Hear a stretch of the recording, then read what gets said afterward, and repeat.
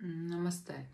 Šodien parunāšu par Buses pilskalnu. Viņu arī sauc par Matkules pilskalnu. Jā. Tātad ar ko es sākšu? Tātad Buses pilskalnai ir ļoti stipra uguns vertikāle. Tāda ļoti stipra enerģija, ugunīga enerģija, kas strādā reaģējot uz cilvēku enerģētisko lauku nodomu. Un ir vēl tāda lieta, kad Buses pilskalns, es varētu teikt, tās ir divas pasaules, divas laika līnijas platformas, kas eksistē paralēli. Un šeit ir, kur ir tā lieta? Ja mēs ejam ar prātu uz šo pilskalnu, tad šī uguns enerģija, viņa stiprina šo prāta dabu. Un sanāk tāds, ka tas pastiprina, un tas, kad iet ar prātu uz Buses pilskalnu, tad ir tāda ļoti tāda enerģija. Es zinu, kā ir pareizi, es zinu, kā ir jādara visiem citiem. Tur ir tāds jūtams arī tāda, kā lai saka, pilskunga, tāda, kā var teikt, enerģija, kad jums ir jādara tā, kā es to saku. Jums ir sava veida pakļaušanās, tas ir tāds, kad cilvēks ir tā kā augstāks. Tā enerģija, ja mēs ejam ar sirds telpu, ar prātu, ja, tad tā enerģija tur vairāk dominē tāda. Tas nav ne pareizi, ne nepareizi, ja, tas ir divas pasaules vienā. Ja, kad kā ir pareizi, kā ir jādzīvo pareizi, kā pasaulē ir jābūt. Tur dominē tas, un tad, kad tu esi tajā pilskalnā, tad šī enerģija, šī uguns vertikāli, viņa to vēl vairāk pastiprina, sanāk. Viņa pastiprina, un cilvēki ir uz tāda vilni, jā, pareizi, jā, tur tas un tas, tāda. Bet tad, kad, jā, uz Buses pilskalnu jūs ejiet ar sirds sajūtu, ar šo sirds telpu, tur pavarās pilnīgi savādāka enerģija, un te atkal ir tas, kad tā enerģija palīdz nonākt pie tā sava patiesuma, pie savas vertikāles, bet caur patiesumu, kad es esmu paties visā savā būtībā, kad ir cits pasaules skatījums arī caur to pavarās. Caur šo patiesumu enerģijā, nevar teikt, viņa ļoti maiga. Arī šī, ja mēs ejam caur sirds telpu, ja, jo tā ir tomēr uguns enerģija, uguns vertikāle.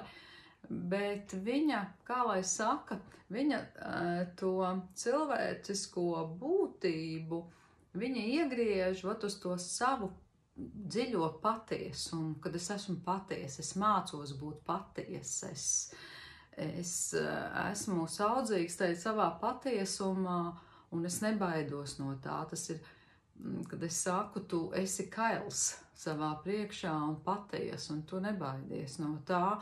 Un tur ir tāda, kā teicu, ļoti ugunīga enerģija, un tajā pašā laikā tur arī ir tāda ļoti jūtama divmātes Marijas enerģija, kas sadarbībā ar šo uguns enerģiju, viņa transformē cilvēkiem, palīdz nonākt pie tā patiesuma, ja izteikt šis nodoms. Viņa arī ir tāda stingra, var teikt, ja, bet cilvēks tur esot, viņām nāk tādas kā atklāsmes, jo uguns enerģija sadedzina šo lieko šinī, ja mēs ejam ar sirds telpu, ar sirds šo patiesumu, tad uguns enerģija palīdz tā kā sadedzināt šos maldus, šo maldu gūni, var teikt, šo miglu, kas mums ir prātā citreiz, ar ko mēs skatāmies, vai arī, ja mēs caur kaut kādām savām ievainotībām skatāmies uz pasauli, šī enerģija, kad ir tanī Busas pilskalnā, ejot caur šo sirds telpu, viņa transformējās, viņu var transformot, ejot tur un tā kā lūdzoties, taisot ziedojumus, runājoties tur, sajust šo uguns vertikāli, nebaidīties no tā, ko viņa rāda, kā viņa transformē pašu cilvēku būtību. Tas ir tāds ļoti interesants, tiešām interesanta spēka vieta, kur vienā laikā var atrasties cilvēki un saņemt pilnīgi dažādu enerģiju un pilnīgi dažādas atbildes uz saviem jautājumiem. Tā kā var teikt, viņa ir ļoti spēcīga vieta. Šīs Busas pilskalns kā vieta vēl, ja viņu tā skatās, es viņu redzu kā tādu piramīdu, kas arī ir ļoti, tāda, kur tā enerģija sanāk no tās zemes, kā piltuve, un tas uguns, viņš aiziet uz augšu, uz kosmisko telpu. Tā kā variet padomāt, kā jūs ejiet uz Busas pilskalnu.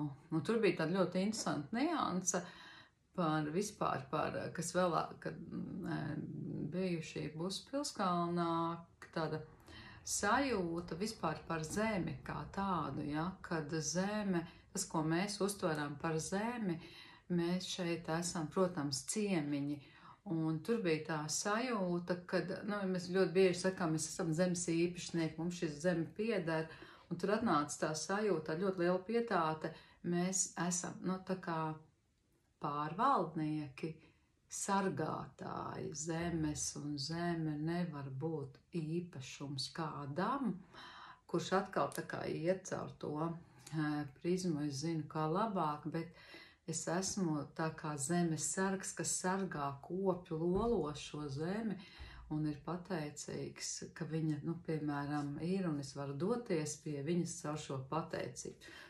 Tas bija tāds ļoti, tā enerģija bija tāda ļoti strikta arī, kas tā kā tika,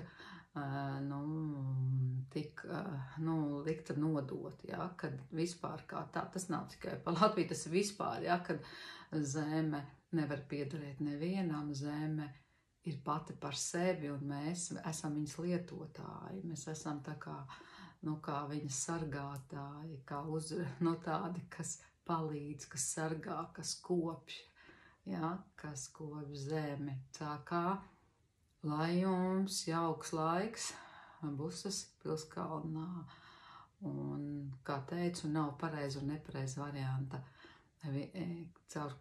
par kuru ceļu iesiet, un šie ceļi ir vienādi, kā es teicu, cilvēks Busas pilskalnā vienā laikā, vienā vietā saņēmis pilnīgi dažādas atbildes un pilnīgi savādāk enerģiju atkarībā, caur kuru centru viņš dosies runāties ar sevi. Busas pilskalns ir saruna ar sevi, ar sevi, vai caur prāta dabu, vai nebaidīties un iet caur šo, kad iet spirālē uz iekšu, un mēs sevi saskatām jau pilnīgi savādāk, caur savādāku prizmu. Pateicībā jums. Namaste.